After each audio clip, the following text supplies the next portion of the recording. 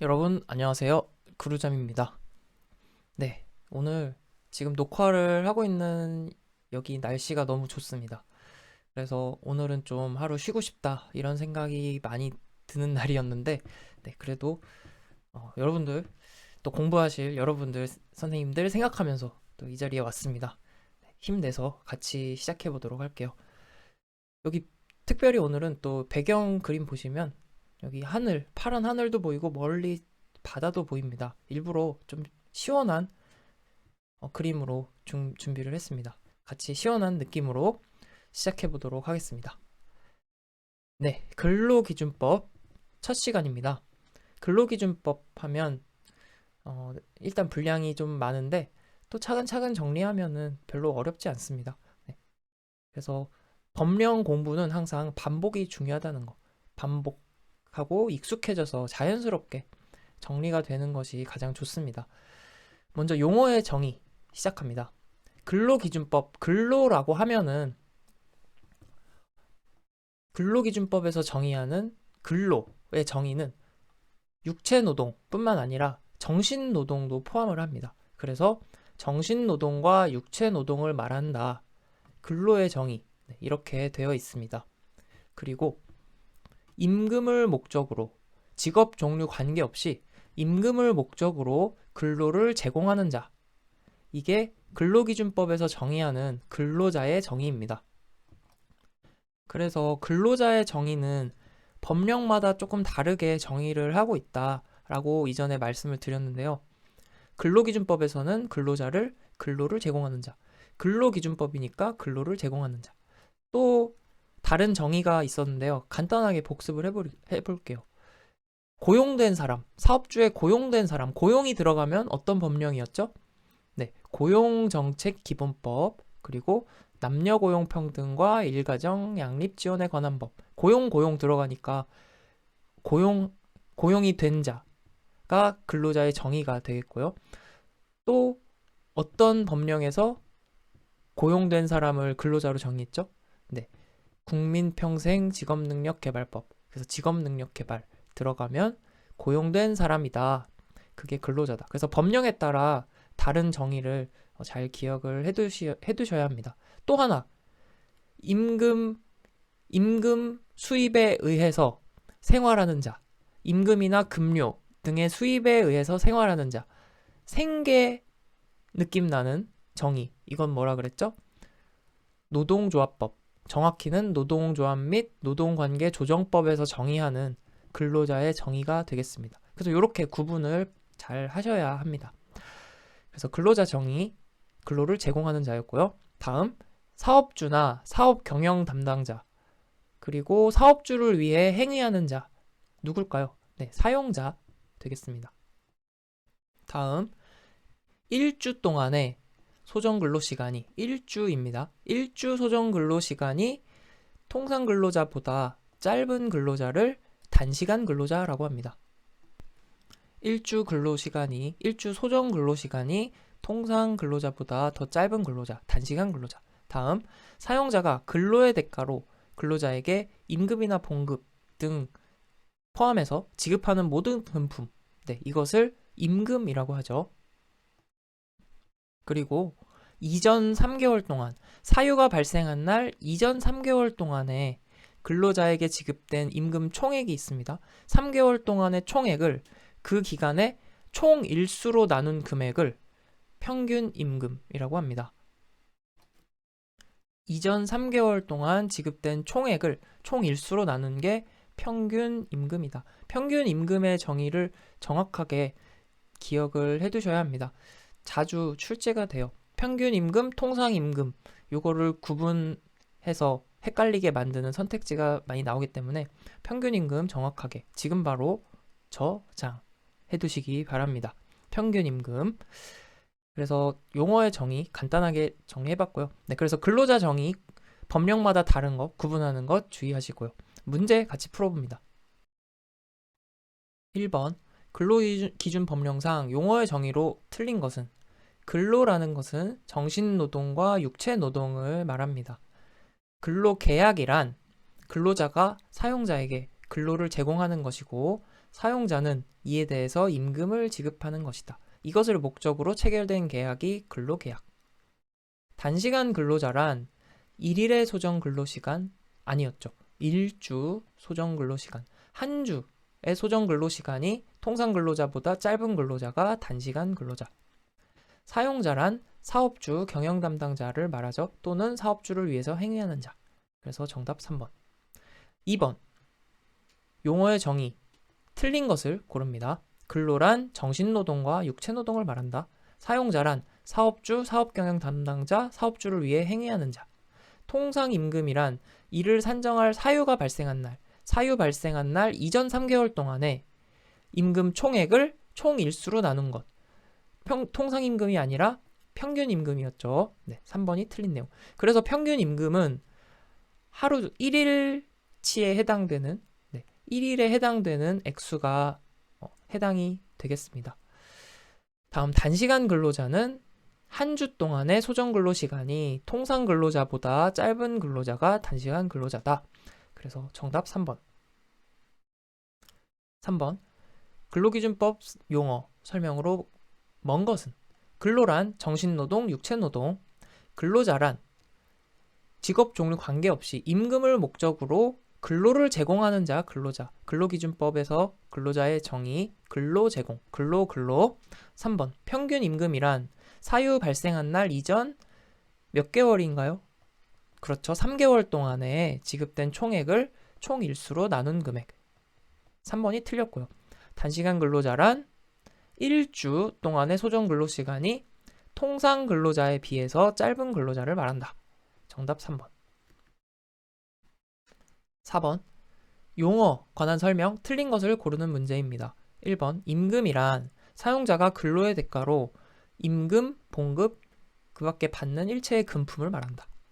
사용자란 사업주, 사업 경영 담당자, 사업주를 위하여 행위하는 자가 사용자. 근로자란 사업주에게 고용된 자, 취업할 의사가 있는 자. 고용된 자, 고용이 들어간 거는 어떤 법령이었죠? 고용이 들어간 법령이랑 직업능력개발법이었어요. 그래서 다시 말하면 고용정책기본법, 그리고 남녀 고용평등과 일가정 양립지원에 관한 법, 그리고 직업능력개발이 들어간다 그랬죠? 국민평생 직업능력개발법. 네. 여기에서 정의하는 근로자입니다. 그래서 근로기준법에서의 근로자 정의는 뭐였나요? 네, 근로를 제공하는 사람, 임금 목적으로 근로 제공. 근로란 정신노동, 육체노동을 말한다. 그래서 정답은 3번. 5번. 정의 규정에 관한 설명으로 옳게 명시되지 않은 것. 근로자라 함은 직업의 종류를 불문하고 임금, 급료, 기타 수입에 의하여 생활하는 자. 자, 임금, 수입 등의 수입에 의해서 생활하는 자, 생계와 관련된 정의라 그랬죠. 이거는 노동조합 및 노동관계 조정법에서 정의하는 근로자의 정의입니다. 그래서 근로기준법에서는 임금 목적으로 근로를 제공, 근로라는 말이 들어가야죠. 근로를 제공하는 자. 그래서 1번이 틀린 내용이고요. 2, 3, 4번 한번 빠르게 정리해 보겠습니다. 근로계약이란 근로자는 근로 제공하고 사용자는 임금 지급하는 목적으로 체결된 계약. 임금이란 근로 대가로서 임금, 봉급, 그 밖의 일체의 금품을 말한다. 사용자란 사업주, 경영 담당자, 그 밖의 사업주 위하여 행위하는 자를 말한다. 6번. 근로자의 정의. 근로기준법에서 근로자 정의는 임금 목적으로 근로를 제공하는 자잖아요. 근로. 그래서 근로를 제공하는 자, 임금 목적으로 근로 제공. 정답 1번.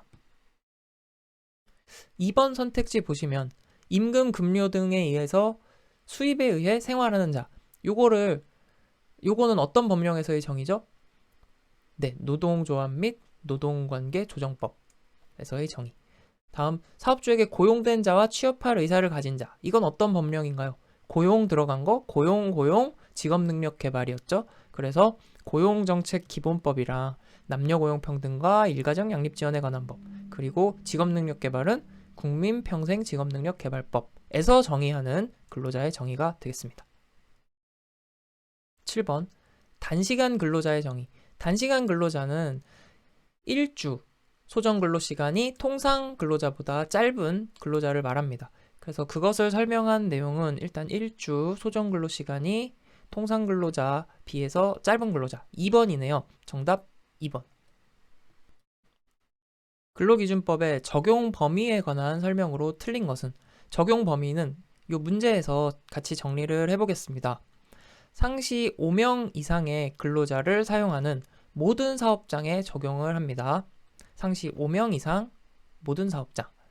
상시 4명 이하를 사용하는 사업장에서는 일부는 적용이 되고 일부는 안 돼요. 그래서 주휴일, 월차휴가, 연차휴가, 생리휴가, 출산 전후휴가 등을 적용하지 아니한다라고 했는데 이제 주휴일은 반드시 적용해야 하고요.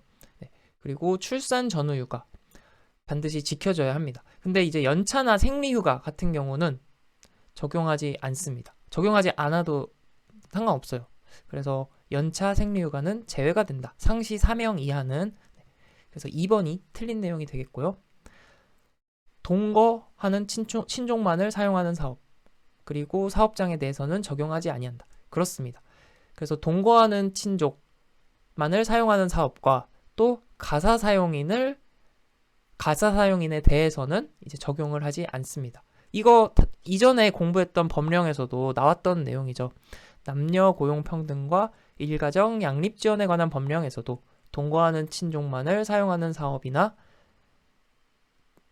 그 가사 사용인에 대해서는 적용하지 않는다라고 했었습니다. 4번에 바로 나오죠. 가사 사용인에 대해서는 적용하지 않는다. 그래서 정답은 2번. 9번. 적용 관계에 관한 설명으로 틀린 것은 근로기준법상의 근로자는 근로제공이라 그랬어요. 임금을 목적으로 근로를 제공하는 자가 근로자인데 여기는 다르게 나와 있네요. 직업 종류를 불문하고 임금, 급료, 기타 수입에 의해서 생활하는 자. 생계와 관련된 정의. 어떤 법이었죠? 노동조합 및 노동관계 조정법. 줄여서 노동조합법이라고 하기도 합니다. 그래서 1번이 틀린 내용이고요. 2번. 가사 사용인에게는 적용되지 않고 동거하는 친족만을 사용하는 사업장에서도 적용되지 않는다. 이것은 남녀고용 평등과 일가정 양립 지원에 관한 법령과 동일하게 적용 범위가 적용된다. 그래서 2, 3번도 맞는 얘기고요. 근로기준법상의 사용자는 사업주나 경영 담당자 또는 사업주를 위하여 행위하는 자다. 그래서 정답은 1번. 10번. 근로기준법의 기본 원리와 가장 거리가 먼 것은 이것도 문제 풀면서 정리를 하겠습니다. 강제 근로의 금지, 균등한 처우, 공민권 행사의 보장은 근로기준법의 기본 원리에 해당이 되고 근로자 단결의 보장은 아닙니다. 그래서 근로자 단결의 보장은 앞서 얘기한 노동조합법, 노동조합 및 노동관계 조정법에 해당되는 이야기가 되겠습니다. 그리고 4번의 공민권 행사라고 하면 공민권이라는 것은 공공의 시민으로서의 권리를 말합니다. 간단히 우리가 실내로 가장 쉽게 접할 수 있는 게 선거권이죠. 공적으로 시민의 권리를 행사할 수 있는 그런 권리가 공민권인데 이러한 공민권을 행사하도록 보장해야 한다. 쉽게 말해서 선거가 있으면 투표를 하러 가야 되는데 그런 것을 이제 근로기준법에서 제한할 수 없도록 이야기를 하고 있습니다. 그래서 반드시 보장을 해야 한다. 11번입니다. 근로기준법의 기본 원칙에 관한 설명으로 틀린 것은 근로기준법에서 정하는 근로조건은 최저 기준이기 때문에 근로관계 당사자는 이 기준을 이유로 근로조건을 낮출 수 없다. 네, 그렇습니다. 상식적으로, 합리적으로 그런 얘기죠. 근로조건은 근로자와 사용자가 동등한 지위에서 사용자의 의사에 따라 결정한다. 잘 나가다가 왜 이러죠? 동등한 지위에서 사용자의 의사에 따라 결정할 거면 맞지 않죠. 자유의사에 따라 결정하여야 한다가 맞습니다. 그래서 동등한 지위에서 자유의사에 따라 2번이 틀린 내용이고요. 근로자와 사용자는 각자가 단체 협약, 취업 규칙, 근로 계약을 지키고 성실하게 이행할 의무가 있다. 그렇습니다. 사용자는 근로자에 대해서 성별을 이유로 차별적 대우하면 안 되고요. 국적, 신앙, 사회적 신분 이유로 차별하면 안 되겠죠. 정답 2번. 네, 근로기준법에서 임금 지급 원칙입니다.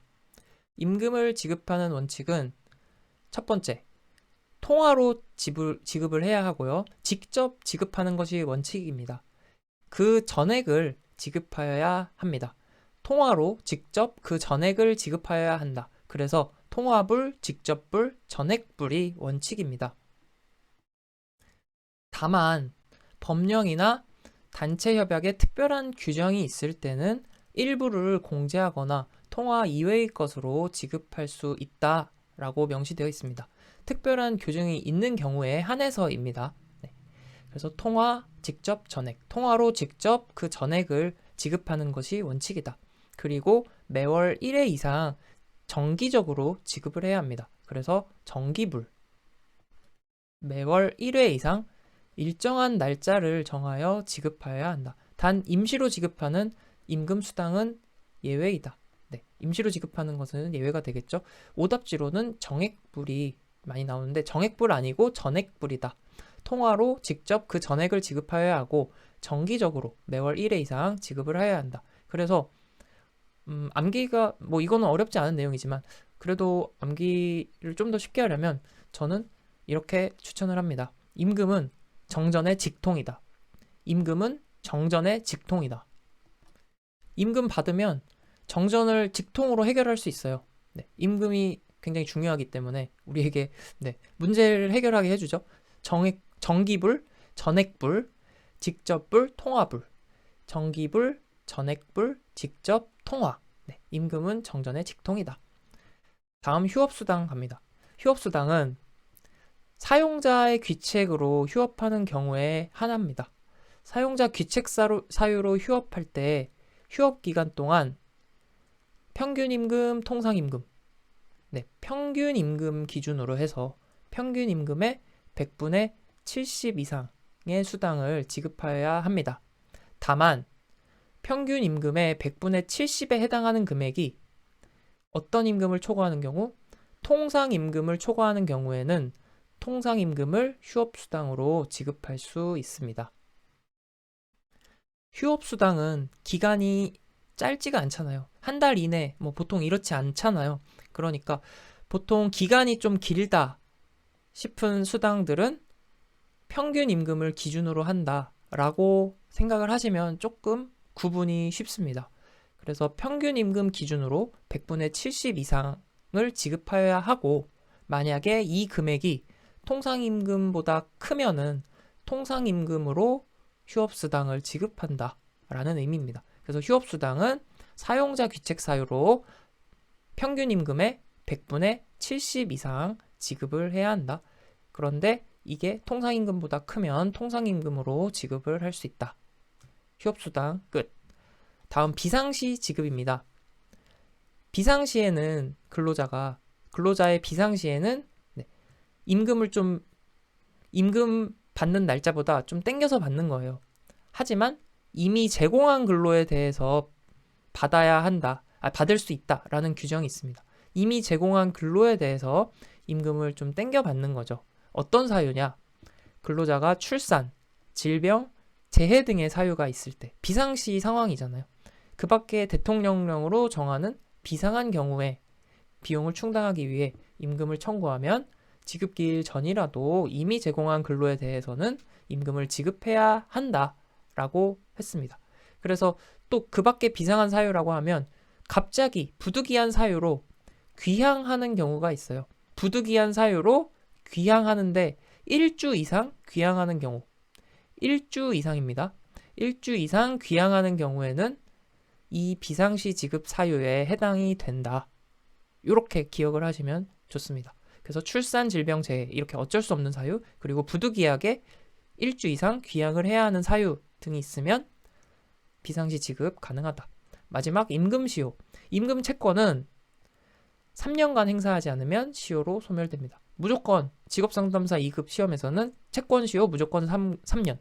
임금 못 받아도 3년이고 보험료, 고용보험 관련해서 못 받아도 3년. 그래서 3년 내에 무조건 그 채권 행사를 해야 합니다.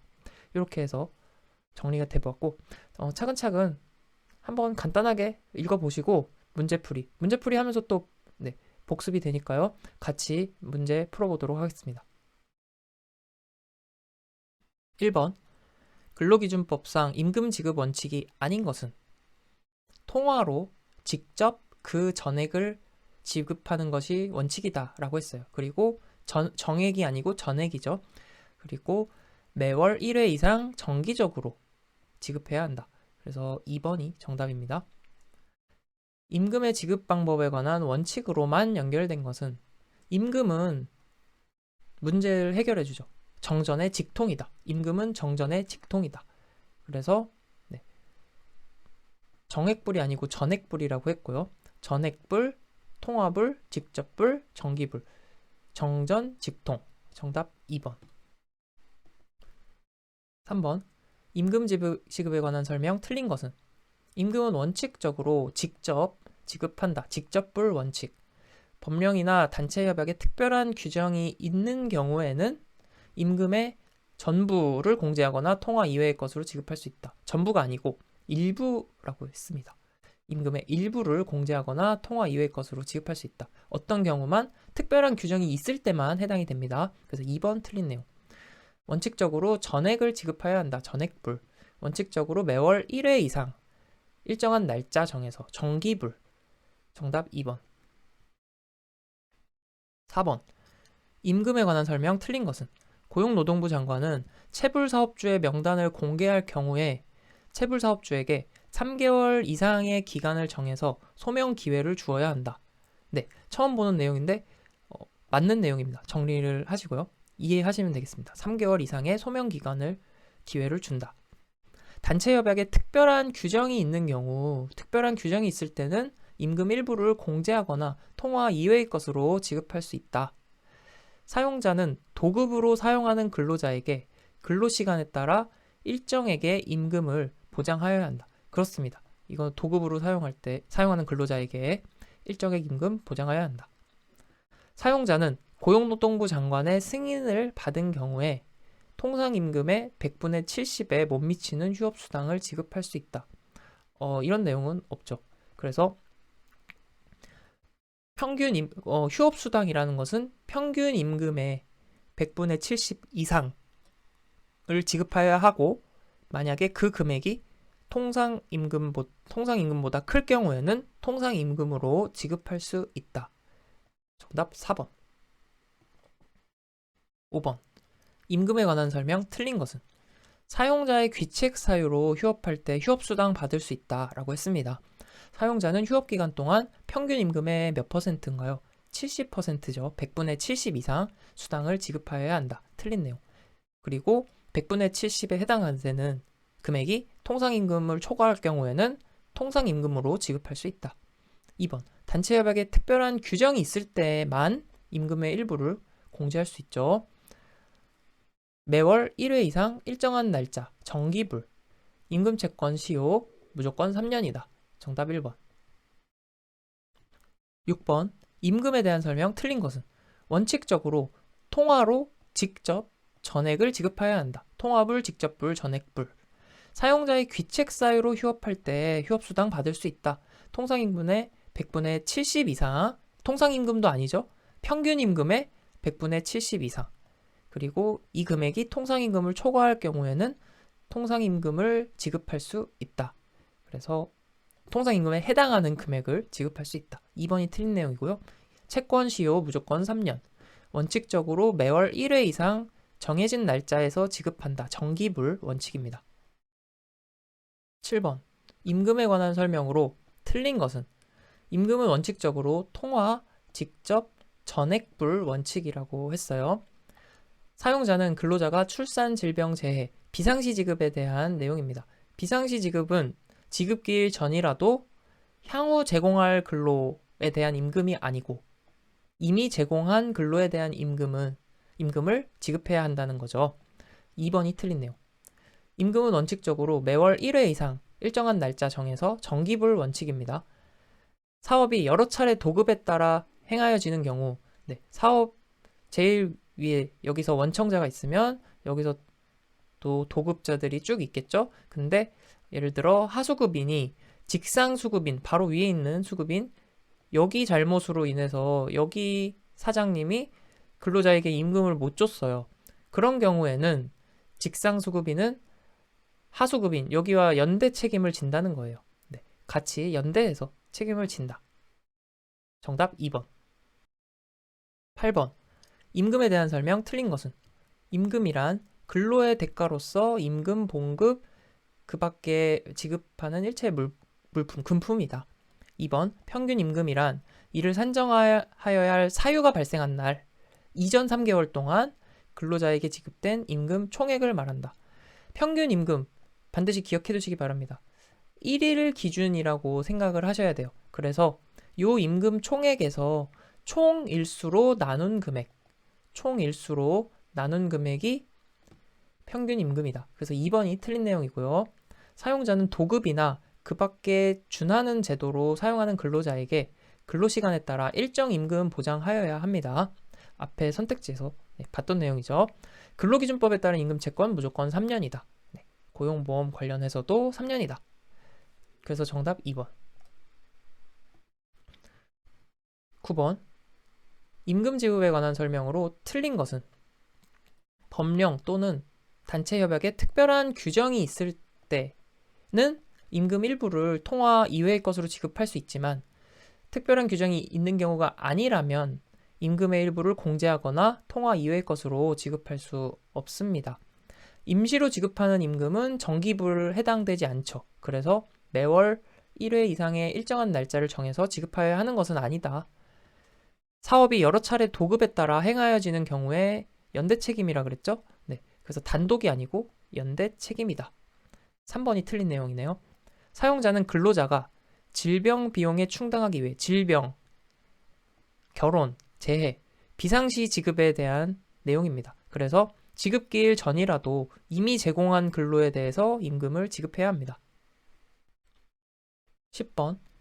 근로자의 청구에 따라서 사용자가 지급기일 전이라도 이미 제공한 근로에 대한, 근로자가 아니고 근로가 또 맞겠죠. 이미 제공한 근로에 대한 임금을 지급해야 하는 비상한 경우에 해당되지 않는 것은?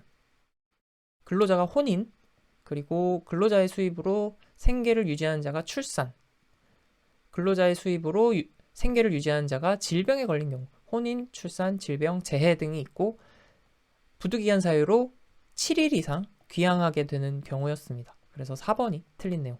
7일 이상. 11번. 괄호에 알맞은 것은? 임금 채권 무조건 3년. 네. 퇴직금도 마찬가지입니다. 퇴직금도 소멸시 후 3년. 무조건 돈 못 받은 거 3년이라고 생각하시면 됩니다. 13번.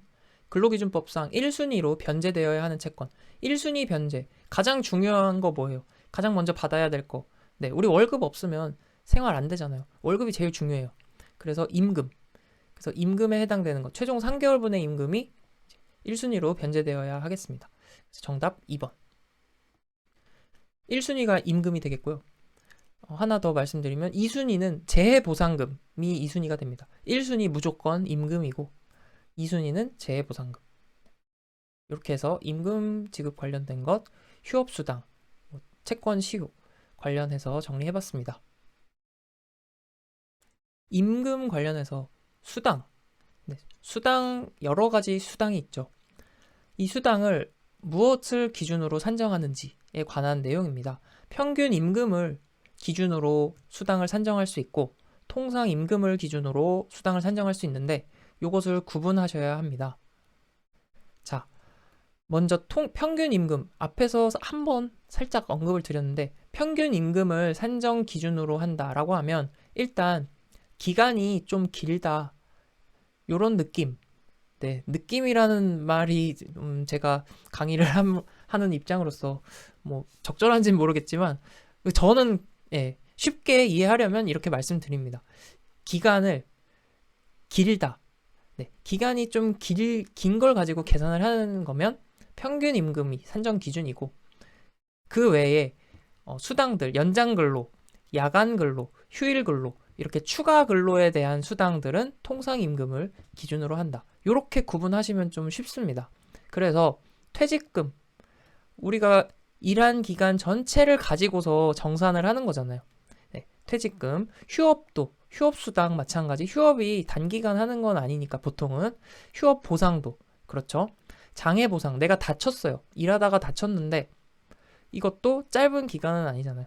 그래서 이렇게 좀 기간이 텀이 좀 길다.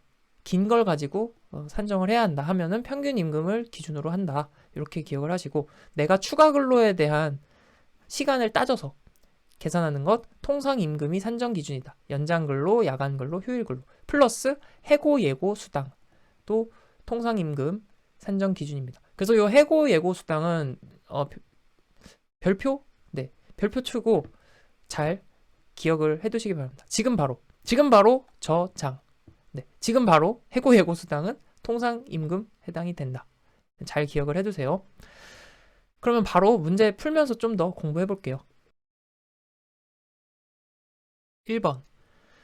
근로기준법상 평균임금, 통상임금 관한 설명으로 틀린 것은 연장근로수당, 야간근로수당 산정기초는 통상임금이죠. 추가로 근무한 시간을 따져서 계산하는 거기 때문에 통상임금이다.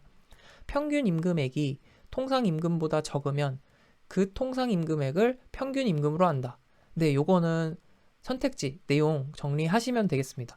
평균임금액이 더 크다면 통상임금액을 평균임금으로 한다. 3번. 일용 근로자의 평균임금은 그래서 2번 관련해서 좀 더 말씀드리면 우리가 휴업수당 다시 복습해 볼게요. 휴업수당은 사용자 귀책 사유로 휴업했을 때 받는 거잖아요. 그때 평균 임금의 100분의 70 이상의 금액이어야 한다라고 했어요. 근데 그 100분의 70 해당되는 금액이 통상임금보다 초과한다면 통상임금으로 지급할 수 있다라고 했잖아요. 네, 그걸 떠올리시면 2번 선택지도 쉽게 정리하실 수 있을 겁니다. 3번.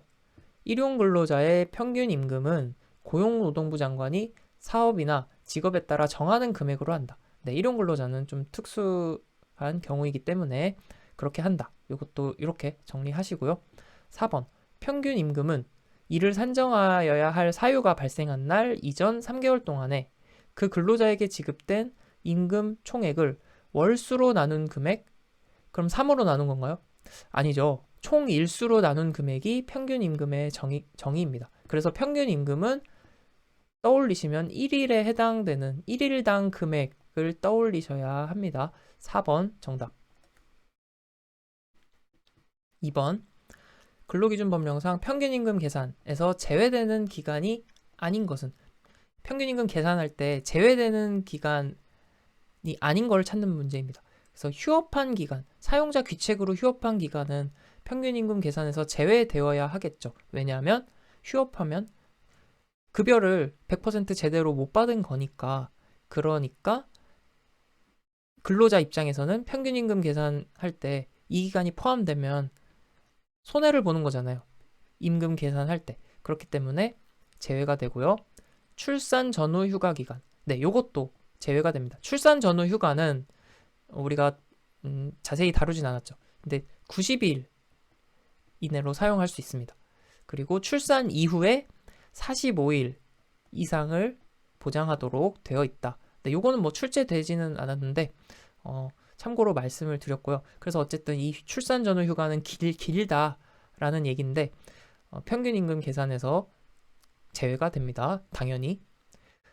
남성 근로자가 신생아 양육을 위해서 육아휴직, 네, 육아휴직 기간도 평균 임금 계산에서는 제외가 되죠. 하지만 근속기간에는 근로기간에는 포함이 된다. 4번. 병역 의무 이행을 위하여 유급으로 휴직한 기간. 유급으로 휴직을 했기 때문에 제외가 됩니다. 제외되는 기간이 아닙니다. 네. 유급으로 휴직했기 때문에 그냥 그대로 포함해서 계산을 하게 되죠. 그래서 이 선택지는 잘 기억을 해두세요. 자주 출제가 되기 때문에 병역 의무 이행을 위해서 유급휴직이면은 상관이 없죠. 그대로 급여를 받은 거니까요. 정답 4번. 다음 3번. 근로기준법상 평균 임금의 산정 대상 기간에서 제외되는 기간에 해당되지 않는 것은 같은 문제입니다. 수습기간, 네, 수습기간은 급여를 적게 받기 때문에 제외가 되고요. 업무상 부상이나 질병 요양을 위해 휴업한 기간, 네, 재해 보상 관련된 내용이죠. 이것도 평균 임금 산정에서 이 기간은 이제 급여를 100% 못 받기 때문에 제외가 되고요. 사용자 귀책 사유로 휴업한 기간, 네, 휴업수당도 100분의 70 이상, 100% 다 못 받는 기간이기 때문에 평균임금 산정에서 제외가 되는 기간입니다. 하지만 병영 의무 이행을 위해서 임금을 받으면서 휴직했어요. 임금 받으면서 휴직을 하면은 상관이 없겠죠. 그래서 정답은 4번. 그래서 다시 한번 평균 임금 산정 대상 기간에서 제외되는 것을 정리해보면 평소 받는 급여, 네, 그 급여를 생각했을 때 그것보다 적게 받을 수밖에 없는 경우, 네, 이런 경우는 평균 임금 산정을 하는 기간에서 제외를 시켜야 근로자에게 손해가 없겠죠. 네, 하지만 원래대로 유급인 경우는 네, 상관이 없다. 이렇게 정리하시면 됩니다. 4번. 근로기준법상 평균 임금으로 산정하지 않는 것은, 평균 임금으로 산정하는 것은 대개 대상 기간이 조금 긴 경우라고 했습니다. 퇴직금, 네, 휴업, 보상, 휴업 수당, 평균 임금으로 산정을 하고, 해고 예고 수당은 네, 별표였죠. 통상 임금으로 산정을 한다. 5번. 평균 임금을 산정 기준으로 하지 않는 것. 야간 근로 수당, 추가 근로에 대한 거죠. 네, 시간 몇 시간 일한 거를 기준으로 해서 그 시간에 대해서 계산하는 거니까 통상 임금을 산정 기준으로 하고, 휴업, 퇴직금, 장해 보상 이런 것들은 대상 기간이 조금 길어지기 때문에 평균 임금 산정으로 한다. 평균 임금에 의해 계산되는 것은 네, 연장 근로, 휴일 근로, 야근 근로 이런 거는 다 몇 시간 일했는지 따져가지고 통상 임금을 기준으로 계산이 되죠. 그런데 휴업 수당은 휴업 기간 길기 때문에 평균 임금에 의해서 계산이 된다. 정답 3번. 근로계약 관련된 내용입니다. 근로기준법에서는 근로계약에 있어서 지켜져야 될 원칙을 명시하고 있어요. 그래서 이런 사용자, 근로자 간의 근로계약이 법정 기준에서 미달되는 부분이 있다면 여기서 명시하는 근로기준법에서 명시하는 기준에 비해서 미달되는 부분이 있으면 그 부분에 한해서 무효로 하고 있습니다.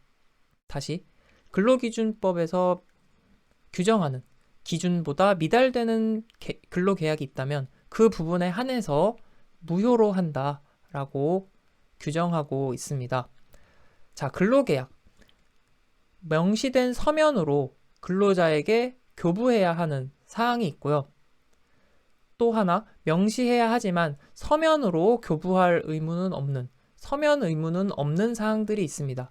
요거는 좀 구분을 해서 정리를 하셔야 하는데, 먼저 명시된 서면으로 근로자에게 교부해야 하는 사항, 요거는 잘 기억을 해두셔야겠습니다. 그래서 명시된 서면으로 교부하는 사항은 임금, 중요하니까요. 임금의 구성 항목, 계산 방법, 지급 방법 등에 대한 내용입니다. 그리고 소정 근로시간에 관한 내용, 휴일, 주휴일에 관한 내용이 명시된 서면으로 교부되어야 합니다. 또한 연차 유급휴가 관련된 내용들이 포함이 되어야 한다. 그래서 임금, 휴일, 휴가, 연차 유급휴가죠. 그리고 소정 근로시간, 네, 요거는 반드시 명시해서 서면으로 교부해야 한다.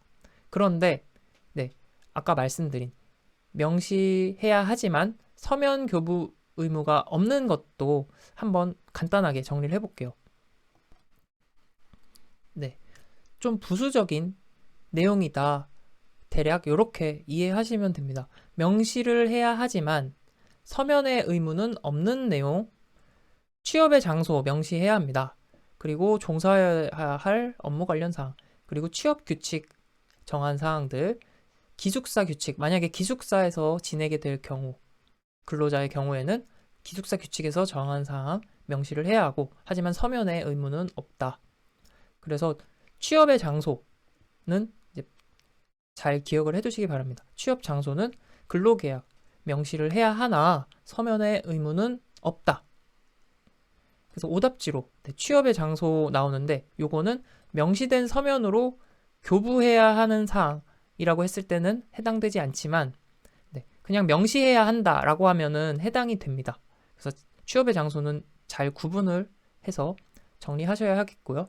업무도 마찬가지죠. 업무도 서면 의무는 없다. 하지만 명시는 해야 되겠고요. 휴게 장소 해당되지 않습니다. 이렇게 정리를 하시면 되고요. 또 근로계약의 원칙을 몇 가지 살펴보면 위약 예정의 금지 원칙이 있습니다. 그래서 위약, 근로계약 불이행에 대해서 위약금이나 손해배상액을 미리 예정하는 계약을 하면 안 됩니다. 위약금 손해배상을 미리 예정하는 계약 체결하면 안 된다. 전차금 상계 금지. 임금 중에서 변제할 것을 조건으로 해서 차용한 금액을 상계할 수 없다. 임금을 떼어갈 수 없다는 거죠. 임금을 미리 근로계약상으로 정해놓고 떼어갈 수 없다. 전차금 상계 금지. 강제 저금의 금지. 근로계약상에서 강제로 저축이나 저축 들도록 뭐 사내 이런 뭐 저축이 있다. 요거 들어라. 요렇게 규정하는 계약을 체결할 수 없다. 해고 등의 제한 당연하죠. 정당한 이유 없이 해고, 휴직, 정직, 전직, 감복, 징벌 등을 할 수 없다. 그래서 미리 위약금이나 손해배상을 예정하는 계약을 하면 안 되고 임금을 일부를 뭔가 떼어가는 그런 계약, 변제하는 그런 계약 하면 안 되고 강제로 저축을 요구하는 규정하는 계약을 해서는 안 되고 해고 당연히 정당한 이유 없이 안 됩니다. 이렇게 정리하고 문제 같이 풀어봅니다. 1번입니다. 근로계약의 일부 내용이 근로기준법의 기준에 미달하는 경우에 효력은 어떻게 될까요? 이 미달되는 내용에 한해서 무효가 된다라고 했어요. 그래서 미달한 부분에 근로계약만 무효이다. 정답 3번. 근로기준 법령상 근로계약에 관한 설명으로 틀린 것은 이 법에서 정하는 기준에 미치지 못하는, 기준에 미달되는 근로조건을 정한 근로계약은 그 부분에 한해서 무효로 합니다. 근로계약은 기간을 정하지 아니한 것과 일정한 사업 완료에 필요한 기간을 정한 것 외에는, 그러니까 근로계약 기간을 정하고 하는 계약, 기간을 정하고 하는 계약은 1년을 초과하지 못한다라는 얘기인데, 요거는 사실 나와서는 안 되는 내용인 것 같아요. 왜냐하면 이 조항의 그 효력은 2007년 6월까지 유효하다고 나와 있고 그 이후로는 이제 효력이 없어졌어요. 그런데 아직까지 이제 법령에 명시는 되어 있죠. 그러니까 어찌 보면은 이제 나오지 않아야 하는 문제라고 저는 생각을 합니다. 근데 어쨌든 현재 명시는 되어 있고요. 그리고 2007년 6월 30일까지 효력이 있다라고 명시가 되어 있어요. 실제로 2년 계약도 많이 하잖아요. 2년을 계약하는 경우도 있기 때문에 어쨌든 이건 맞는 얘기입니다. 법 조항에 나와 있기 때문에. 그리고 3번. 단시간 근로자의 근로조건은 그 사업장의 같은 종류 업무에 종사하는 통상 근로자의 근로시간을 기준으로 산정한 비율에 따라 결정되어야 한다. 단시간 근로자의 근로조건은 통상 근로자에 비해서 몇 % 시간 일하느냐, 요걸 기준으로 결정되어야 한다라는 의미죠. 맞는 이야기입니다. 4번. 사용자는 근로계약 불이행에 대한 위약금을 예정하는 계약, 위약 예정의 금지 조항이죠. 위약 예정의 금지 원칙. 요거는 근로기준법에서 명시하는 그런 규칙을 위배되는 행위잖아요. 과태료 요구가 아니라 좀 심각합니다. 벌금 처분이에요. 벌금 처분이고 500만 원 이하의 벌금에 해당되는 내용입니다. 여러분들 벌금과 과태료의 구분을 아시는가요? 벌금이라고 하면 형사처벌이에요. 그래서 실제 기록이 남는 거고요. 과태료는 행정처분. 그래서 벌금과 과태료 차이 구분을 하시기 바랍니다. 벌금이 좀 더 엄중한 잘못이다. 이렇게 생각하셔도 괜찮습니다. 3번으로 갈게요.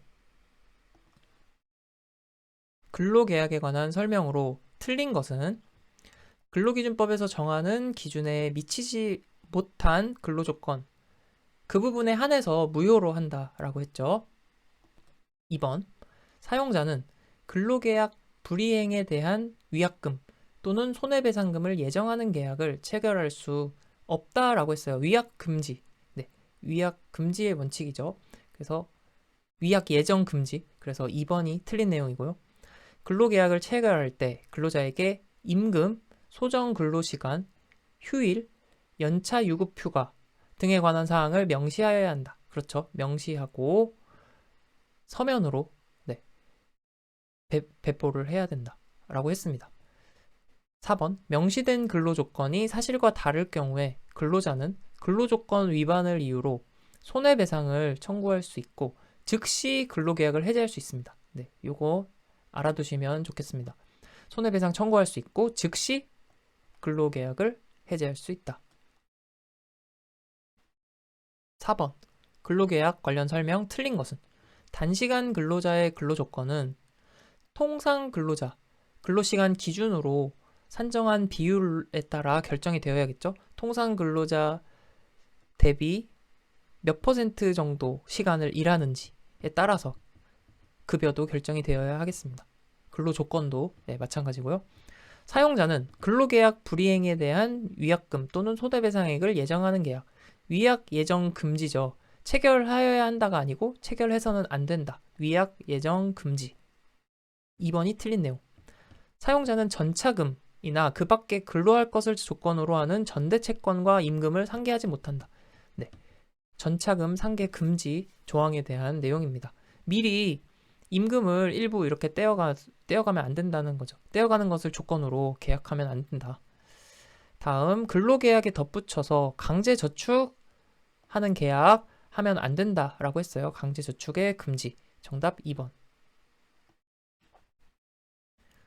근로기준법상 근로계약에 관한 설명 틀린 것은 근로기준법에서 정하는 기준에 미치지 못하는 조건이면은 그 부분은 무효로 한다. 근로계약이 무효로 된 부분은 근로기준법에서 정한 기준에 따른다. 네, 그렇죠. 이해하시면 되겠습니다. 3번. 근로계약을 체결할 때 근로자에게 명시해야 하는 내용들, 임금, 소정 근로시간, 휴일, 연차, 유급휴가 명시해야 하는 내용들입니다. 명시된 근로조건이 사실과 다를 경우에 손해배상 청구할 수 있죠. 하지만 근로계약은 해지할 수 없나요? 아닙니다. 즉시 근로계약을 해지할 수 있다. 그래서 정답 4번. 6번.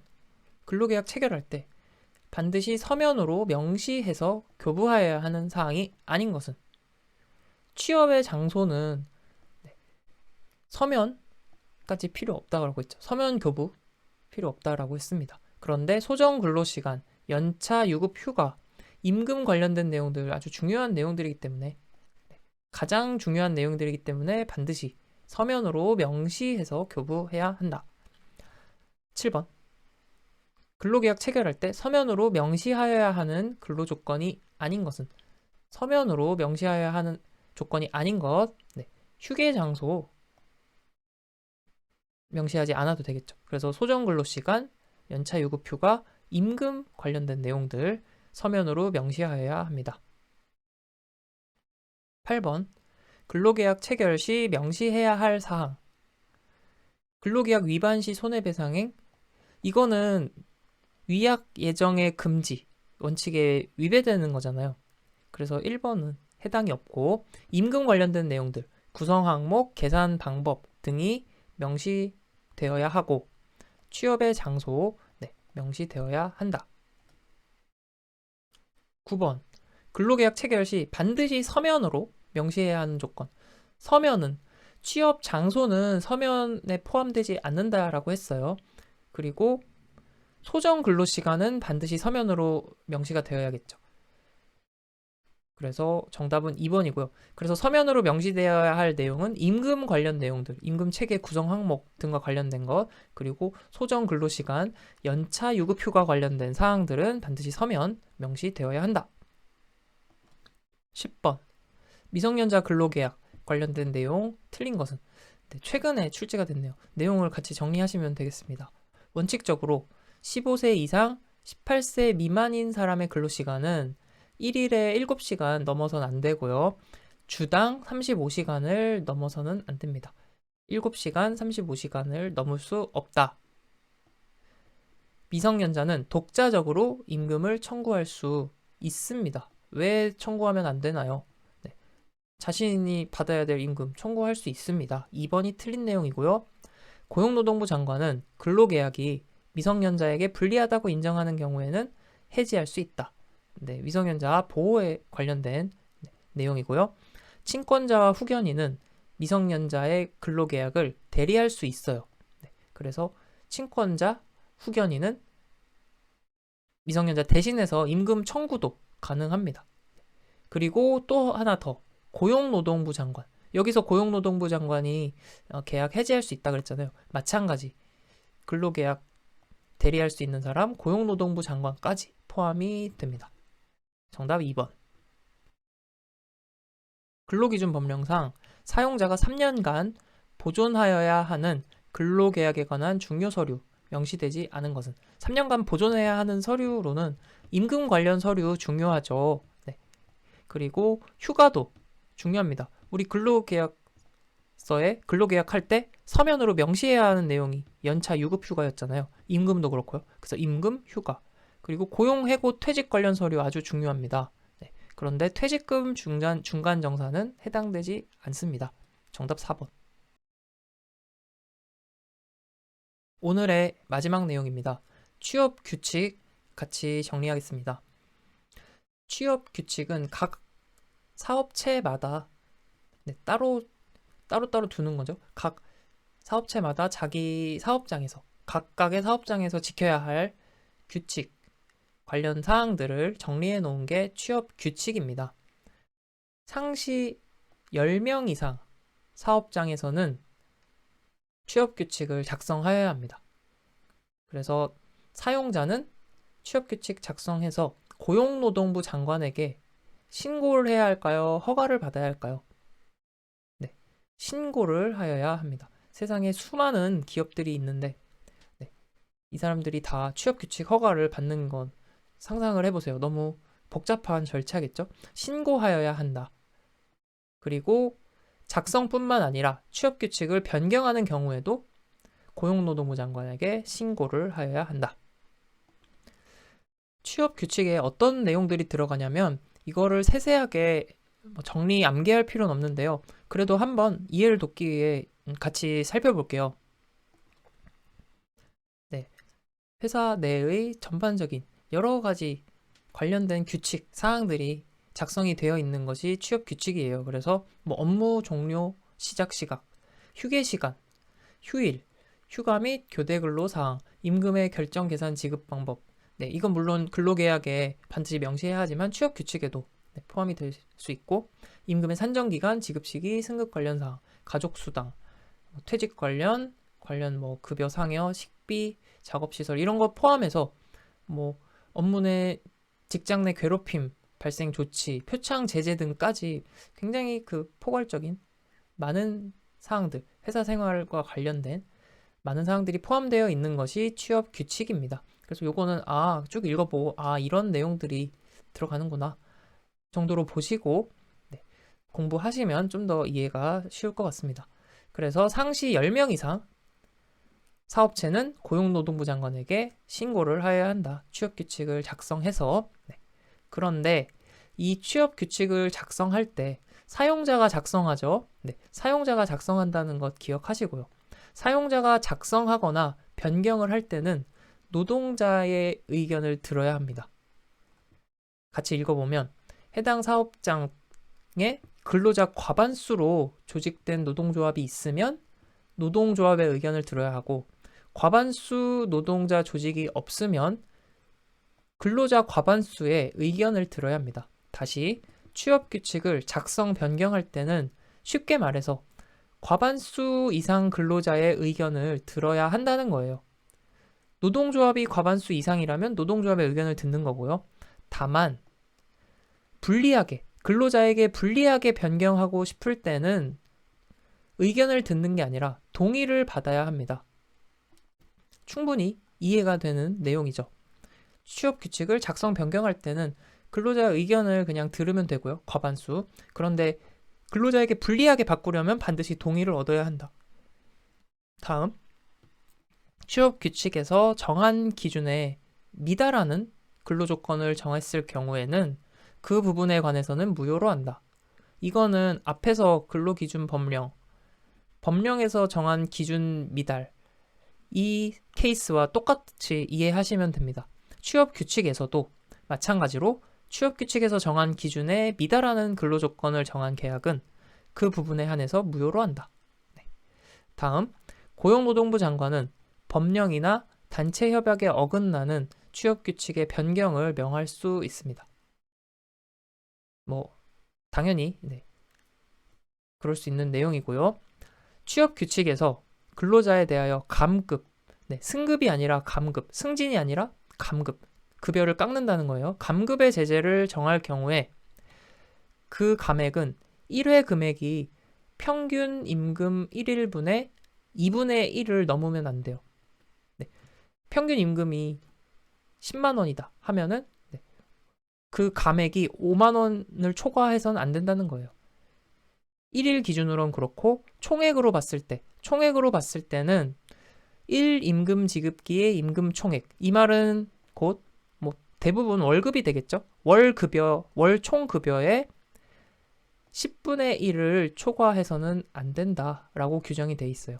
다시 한번, 감급의 제재, 급여를 삭감하는 제재를 할 경우에는 한 번 그 급여 삭감 금액이 평균 임금의 2분의 1을 넘어선 안 되고요. 총액으로는 10분의 1을 넘어선 안 된다. 그래서 감급 2분의 1, 10분의 1 이렇게 기억을 하시면 되겠습니다.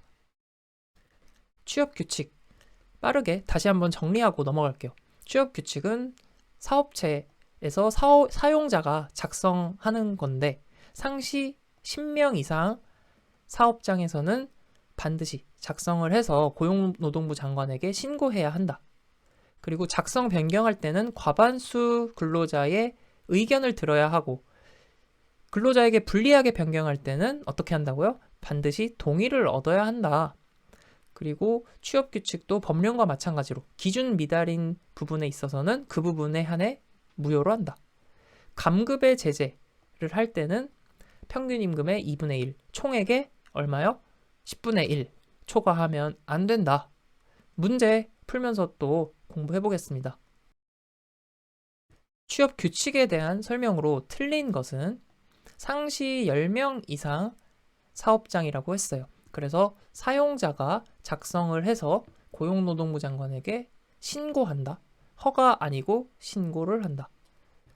사용자는 취업 규칙 작성할 때 과반수 노동조합이 있으면 노동조합의 동의를 받아야 하나요? 의견을 들어야 한다라고 했어요. 작성 및 변경 시에는 의견을 듣고 불리하게 변경할 때는 동의를 받아야 한다. 그래서 2번이 틀린 내용입니다. 고용노동부 장관은 법령에 의거해서 법령이나 단체 협약에 어긋나는 취업 규칙의 변경을 명할 수 있다. 취업 규칙에서 정한 기준에 미달하면 그 부분에 관해서는 무효로 한다. 취업 규칙에 관한 설명 틀린 것은 상시 10명 이상 사업장이었어요. 그래서 작성해서 사용자가 작성하고 고용노동부 장관에게 신고한다. 불리하게 변경할 때, 근로자에게 불리하게 변경하려면 과반수의 동의를 얻어야 하죠. 그리고 작성 및 변경할 때는 의견을 듣는 거고 불리하게 변경할 때는 동의를 구해야 한다. 3번, 감급 제재 할 경우에는 2분의 1, 10분의 1입니다. 그래서 1회 평균 임금의 2분의 1, 총액의 10분의 1 초과하면 안 된다. 기준 미달하는 근로조건은 그 부분에 한해서 무효로 한다. 이 경우 무효로 된 부분은 당연히 취업규칙 정한 기준 미달이니까 무효로 된 부분은 취업규칙을 기준으로 해야겠죠. 정답 2번. 3번. 취업규칙에 관한 설명 틀린 것은 감급의 제재를 할 경우에는 그 감액은 얼마였죠? 2분의 1, 10분의 1. 그래서 1회 평균 금액, 1일 평균 금액의 2분의 1인데 3분의 1이라고 했네요. 틀렸죠? 2분의 1을, 그리고 총액은 10분의 1을 초과할 수 없다. 1번 틀렸고요. 취업규칙 신고할 때는 신고할 때는 어때요? 의견을 듣는 거죠. 신고, 작성 및 변경이니까요. 과반수 근로자의 의견을 적은 서면을 첨부해야 한다. 의견을 듣는다. 하지만 근로자에게 불리하게 변경하게 되는 경우에는 근로자 과반의 동의를 얻어야 한다. 3번. 취업규칙을 불이익하게 변경하는 경우에는 과반의 동의를 얻어야 한다라고 했죠. 기준에 미달하는 근로조건은 그 부분에 한해서 무효로 한다. 정답 1번. 취업규칙에 관한 설명으로 틀린 것은 상시 10명 이상 사용자가 작성한다고 했어요. 고용노동부 장관에게 신고를 해요. 허가 받는 게 아니고 신고. 사용자는 취업규칙 작성 변경에 관해서 과반수 근로자의 의견을 들어야 한다라고 했어요. 그런데 근로자 과반수로 조직된 노동조합 없는 경우, 있는 경우는 노동조합이고요. 없는 경우는 과반수의 동의가 아니고 의견을 들어야 한다. 2번이 틀린 내용. 3번. 근로자에 대해서 감급의 제재를 할 경우 2분의 1, 10분의 1. 그래서 그 감액은 1회 평균 임금의 2분의 1을, 총액은 10분의 1을 초과하면 안 된다. 취업규칙은 법령이나 해당 사업 또는 사업장에 대해서 적용되는 단체협약과 어긋나선 안 되고요. 어긋날 때는 고용노동부 장관이 취업규칙 변경을 명할 수 있다. 정답 2번. 취업규칙에 관한 설명 틀린 것은 상시 10명 이상 사업장에 해당이 되고요. 사용자가 작성하고 고용노동부 장관에게 신고를 해야 합니다. 허가 아니고 신고. 변경할 때도 마찬가지. 그래서 1번이 틀린 내용이고 2, 3, 4번 다시 한번 또 복습 빠르게 해봅니다. 감급 제재할 때는 1회 2분의 1, 총액의 10분의 1 초과하면 안 된다라고 했어요. 그래서 평균 임금의 2분의 1을, 총액의 10분의 1을 초과해서는 안 된다. 취업규칙은 법령이나 단체협약과 어긋나선 안 되고요. 취업규칙 기준에 미달되면 그 부분은 무효로 하고 무효로 된 부분은 취업규칙 정한 기준에 따른다. 정답 1번. 6번. 취업규칙 관한 설명으로 옳은 것을 찾는 문제입니다. 상시 10명 이상 근로자의 사업장이었고요. 사용자가 작성하죠. 취업규칙을 작성하고 노동위원회에 신고하나요? 고용노동부 장관에게 신고를 합니다. 취업규칙에서 근로자에게 감금이 아니고 감금하면 안 되겠죠. 감급. 급여를 삭감한다. 감급의 제재를 정할 경우에는 그 감액은 평균 임금 1회분의 2분의 1, 10분의 1이었어요. 그래서 2분의 1, 그리고 총액은 10분의 1을 초과하지 못한다. 그래서 2번이 맞는 얘기입니다. 취업규칙은 해당 사업 또는 사업장에 대해 적용되는 단체협약과 어긋나선 안 되겠죠. 그리고 단체협약에 어긋나는 취업규칙 변경하도록 명령할 수 있어요. 그런데 노동위원회가 아니고 고용노동부 장관이 명할 수 있습니다. 고용노동부 장관. 노동위원회라는 그 위원회의 성격을 좀 생각을 하시면 이런 거는 쉽게 또 모르는 내용이더라도 해결할 수 있어요. 노동위원회는 좀 강제성을 갖는 기관은 아니잖아요. 그렇기 때문에 그런 성격을 생각하셔도 해결하실 수 있겠습니다. 고용노동부 장관이 명할 수 있다. 4번. 사용자는 취업규칙의 작성 또는 변경에 관해서 과반 근로자의 의견을 들어야 하죠.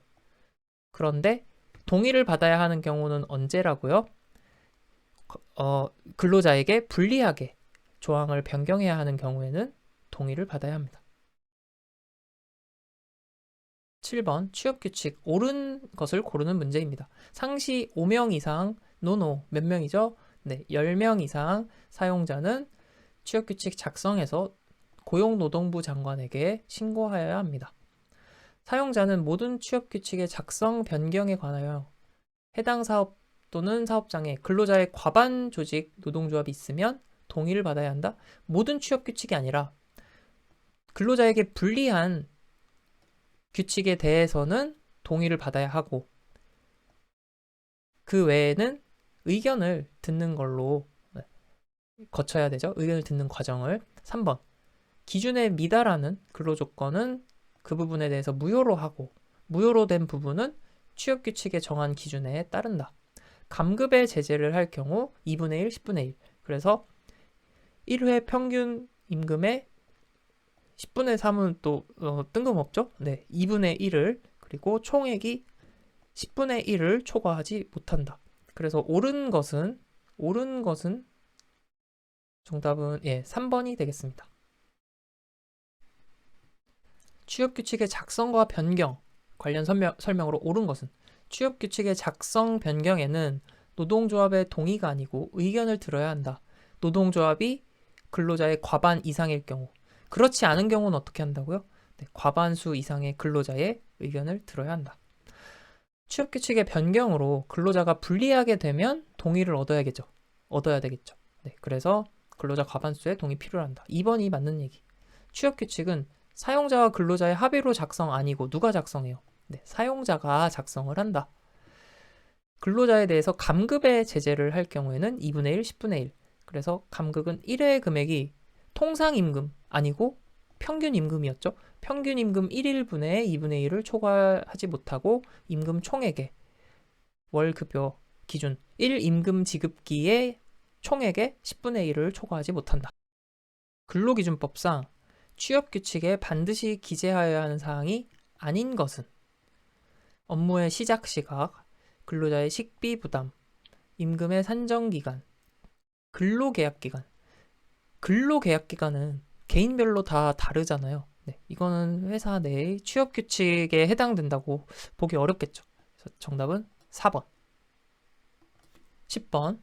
취업규칙을 작성 신고하여야 하는 사업장은 상시 10명 이상 사업장. 정답 2번. 이렇게 해서 취업규칙까지 정리해봤습니다. 네, 장시간 동안 정말 고생 많으셨습니다. 저도 날씨는 굉장히 좋았지만 지금 뭐 밖에 꽃가루도 날리고 꽃가루가 아니고 꽃씨, 민들레 씨도 날리고 아주 좋은데요. 이 좋은 날씨에 또 여러분들과 오늘도 같이 공부할 수 있어서 감사드립니다. 여러분들도 좀 도움이 되셨으면 좋겠고요. 도움 되셨다면 좋아요도 눌러주시고 댓글도 남겨주시면 제가 항상 감사하게 읽고 있습니다.